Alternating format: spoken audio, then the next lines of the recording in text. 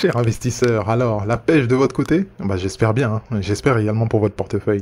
Actuellement, on va voir en détail ce qu'il s'est passé la journée d'hier. On a constaté donc un enfoncement supplémentaire vers les bas de marché. On va voir jusqu'où ça a été. On va voir qu'est-ce que ça veut dire concrètement. Est-ce qu'il reste, il reste quand même des paliers à, à casser si on veut aller bien plus bas. Ceci dit, on va voir un petit peu les éventuelles continuations qui peuvent arriver. Alors, regardons donc sans plus attendre ce qui se passe au niveau de l'unité de temps journalière. Nous y sommes donc. On va commencer tout d'abord par mettre Ishimoku. Ishimoku, donc toujours le même constat, on évolue en dessous de la Tenkan et de la Kijun, c'est assez clair et évident. On est bel et bien établi en dessous. La journée d'hier, un très grand chandelier baissier. Vous constatez qu'on a quasiment pas de plus haut. On a tout de suite un gros corps de bougie qui s'établit donc en nous faisant une belle bougie là qui nous a ramené pour clôturer. On le voit en dessous, au niveau des 31 000. On voit de manière claire que la pression vendeuse s'est établie hier. Alors, est-ce qu'elle va se continuer là durant les prochains jours? Eh ben, on va voir un petit peu tout ce qui s'est dessiné. Tout d'abord, au niveau des repères, on a dans un premier temps un affaiblissement donc de toute l'amplitude de notre range. On voit qu'en unité de temps 4 heures, on va s'attarder de manière plus précise. Notre range s'est abaissé. On voit que tout d'abord, on a des zones bien plus basses maintenant. Donc, le plus bas de notre range, il va s'établir au niveau de 31 550. Donc, c'est ce fameux range court terme. Donc, pour ce qui est de la force des vendeurs, elle est tout le temps bien présente, on le voit assez bien. Même si on s'attardait au niveau d'Ishimoku, c'est toujours le même constat. On évolue en dessous de tout ce qui compose Ishimoku. Même si on met l'ensemble des moyennes mobiles, on voit qu'on évolue bien en dessous du prix. C'est pareil pour ce qui est des indicateurs comme le MACD ou le RSI. On constate qu'on n'a qu'un paysage baissier. Mais ce qui est important de noter, c'est qu'on est allé se rapprocher sur les bas de marché précédents. On les a légèrement cassés et pour ainsi dire, on semble faire un petit peu une sorte de structure similaire. Je ne sais pas. Prenez le temps un petit peu de zoomer. Regardez-moi ça. Ça vous fait penser à rien du tout? Ça ressemble un petit peu près à cette structure-là. Ça ressemble à peu près. Donc ceux qui aimeraient jouer, ceux qui sont adeptes de jouer des ranges, vraisemblablement, il y a eu un petit signal en plus ici durant la nuit. On va le voir en unité de temps 1 heure. Il est clair qu'il y a eu un petit signal. Ceux qui jouent le range, qui tradent les ranges, effectivement, vous pouvez très bien jouer le rebond, mais après, ceux qui jouent la cassure du range, il faut être clair avec ça. Que bel et bien, la cassure, on va pouvoir s'établir sur les bas de marché, la mèche. Effectivement, ça va être un premier objectif, et si on casse la mèche, vous êtes bien informé que là, c'est la voie pour aller bien plus bas. Alors, c'est les derniers paliers, effectivement, à casser. Tant qu'on n'a pas cassé ces paliers, je pense que c'est assez évident qu'on peut pas aller plus bas.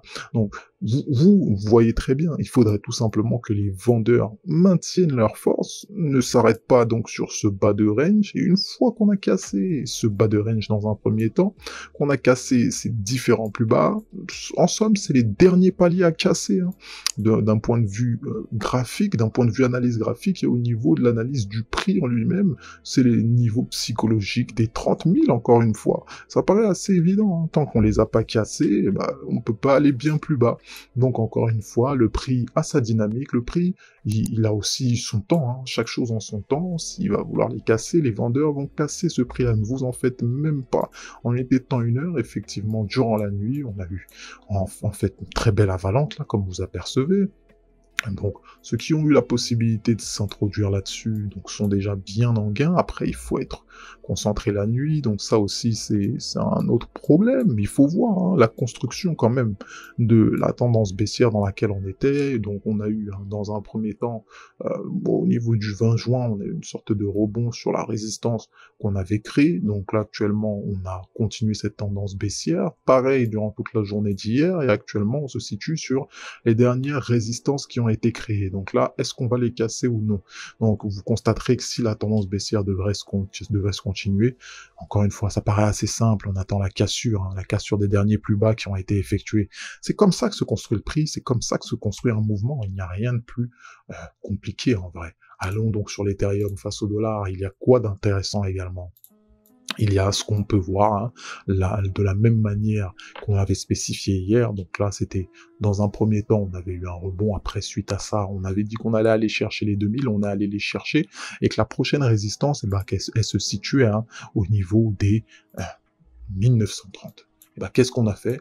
Dans un premier temps, vous pouvez apercevoir qu'on a tout d'abord rebondi au niveau de ces 1930, hein. On n'a pas voulu clôturer en dessous. Et juste après ça, qu'est-ce qui s'est passé? On a rebondi encore une fois. Quand on parle des 1930, il s'agit bien d'une zone, hein. C'est pas un prix précis. Vous vous en doutez bien qu'il y a plusieurs intervenants qui ont mis leur prix, qui ont étalé leurs ordres sur un maximum de prix autour des 1930. Donc actuellement, on a eu 2 rebonds. Effectivement, on a eu un 3e rebond. Bon, après, juste après ça, on a eu, durant la nuit, un établissement en dessous, hein, de ces 1930 et même pour dire en dessous de 1900. Donc ainsi, certains y verraient un très très bon prix là pour recharger. D'autres patienteront histoire de voir un petit peu jusqu'où le prix ira vraiment nous mener, hein, parce qu'on assiste de la même manière que sur le Bitcoin à la création d'une vraie tendance baissière là actuellement, hein. Donc ça pousse un petit peu à la prudence, ça pousse à l'observation du prix, hein, dans un premier temps, de voir jusqu'où cette force baissière ira vraiment, hein. En plus que pas mal de fondamentaux soutiennent un petit peu la poursuite de cette force baissière. Ceci dit, rien n'est joué pour l'instant. De toute façon, on a nos niveaux de prix, hein, qui nous attendent pour voir d'éventuels paliers de rechargement. On le rappelle que c'est la meilleure des manières pour recharger, par palier. Donc allons en unité de temps journalière et on constate vraiment cette journée d'hier totalement baissière, hein. On a avalé les 2 journées précédentes, donc véritablement ça a été puissant, quand même puissant comme début de semaine. On continue, on l'avait dit, de toute façon c'est assez explosif. Bon, on évolue actuellement, comme vous voyez, sans grand hasard au niveau des 1930, qui agit un petit peu comme une zone aimant, hein. C'est normal parce que ça correspond en fait à la dernière zone de plus bas qu'on avait effectuée. Donc actuellement on est dessus, principalement, on va voir, hein, la direction du prix durant cette journée.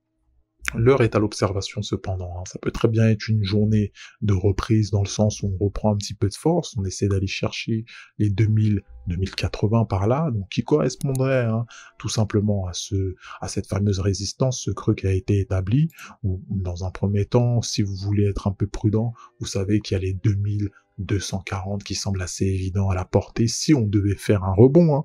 Mais si on devait faire de la continuation, encore une fois, on a nos paliers de rechargement. Donc, on voit constater même qu'en weekly, hein, en weekly, on évolue donc bien en dessous depuis qu'on a eu cette double confirmation de cassure de Kijun, on évolue en dessous du prix.